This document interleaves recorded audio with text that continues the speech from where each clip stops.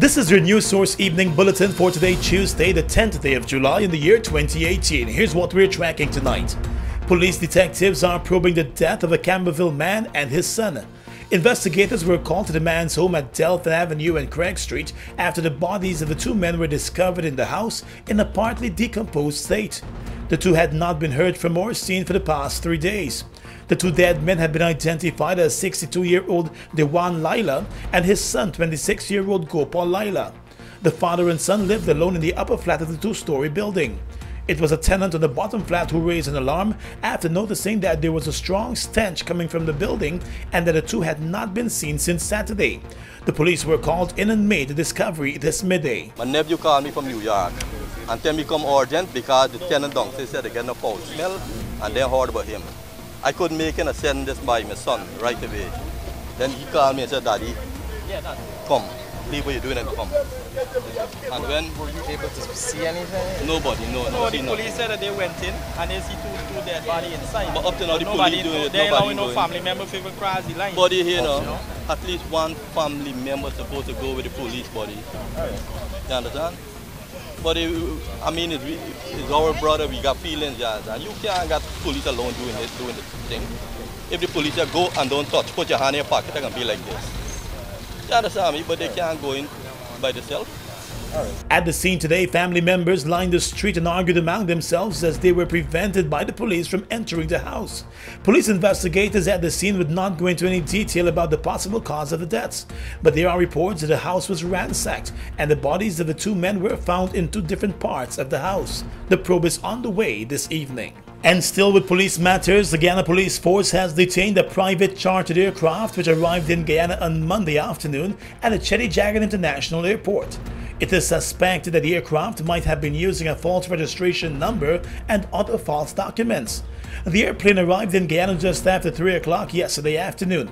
When customs and security authorities boarded the aircraft to carry out inspections, several irregularities were unearthed, according to the police. The police said that ranks of the Customs Anti-Narcotics Unit were alerted and conducted a preliminary inspection of the aircraft and discovered certain irregularities which were promptly reported to the higher headquarters. Based on inquiries, it was revealed that the pilots and passengers were invited to Guyana by Mr. Michael Brasington, who was at the airport to receive them. The handling permission form listed Roraima Airways as the handling agent for the aircraft. According to the police, further inquiries revealed that the registration number of the aircraft may be a false one, since there is another aircraft carrying the same registration number. Additionally, the data plate of the aircraft was also missing. Investigators intend to question Michael Brasington about the plane. Brasington was charged and served time in the U.S. on a conviction of breaking U.S. aviation rules.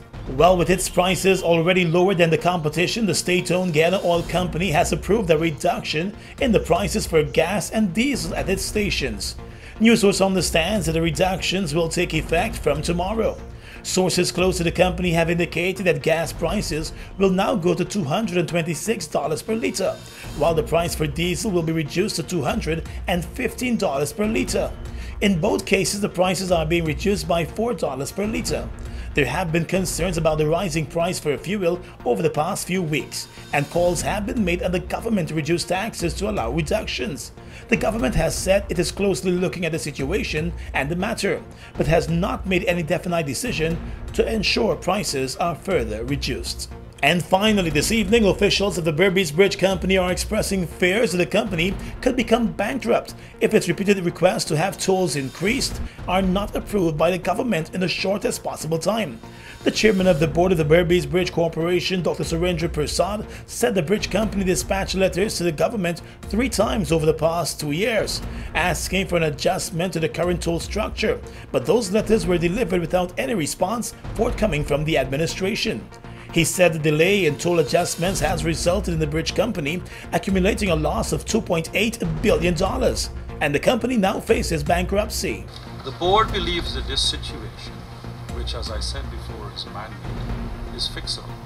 There is a contract, there is an established formula within that contract, and there are obligations to be met. Our children and history will judge us very harshly should we fail to deliver on this promise. The tolls ought to be adjusted in accordance with the agreement and in good faith to allow the company to fulfill its mandate to properly maintain and operate this critical infrastructure. If the bridge company gets its way, prices will increase for cars and minibuses from $2,200 to $5,840 across the bridge.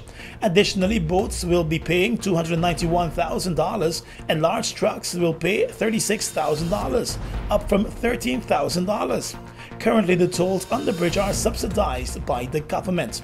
The bridge company officials said they have spoken to Minister David Patterson about the situation and the losses being encountered on a daily basis. They are hoping for swift action. But in a statement this afternoon, the Ministry of Public Infrastructure said it is not contemplating any increases to the Berbice Bridge toll.